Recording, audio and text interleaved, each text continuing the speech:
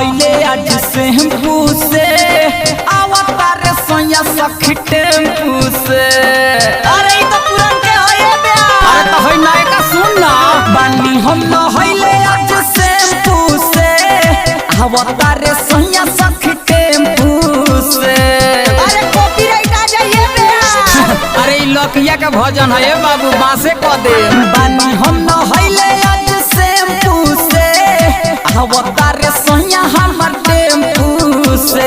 हिके भरे हमारा सब प्यार किया करी है कोसी है जवानी के कलेम्पू से। बानी हम नहैले आज शैम्पू से आवतारे सोया हमर टेम्पू से।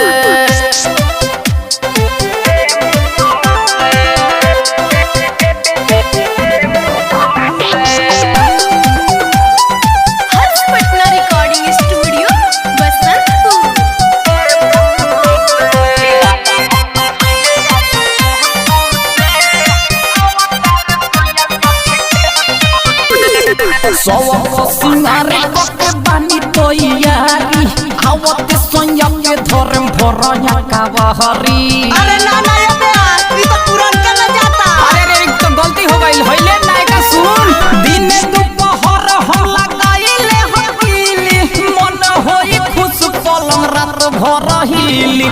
दिन दोपहर हम लगाइले हकीली मन होई खुश पलंग रात भर हिली। चलल बाड़े अभी उसले पूसे चलल बाड़े अभी उसले पूसे आवतारे सोया सखी टेम्पू से। पानी हम नहैले आज शैम्पू से आवतारे राजा हमर टेम्पू से।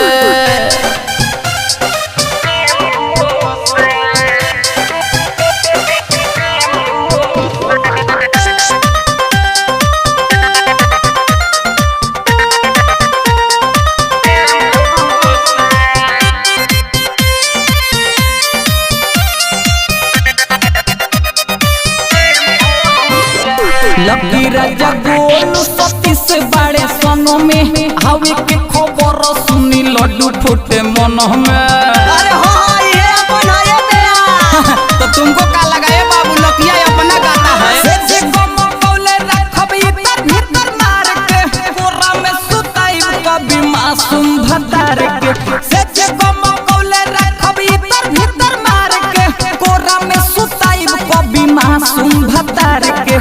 नजर उतार हम नींबू से नजर उतार हम नींबू से आवतारे सोया हम टेम्पू से।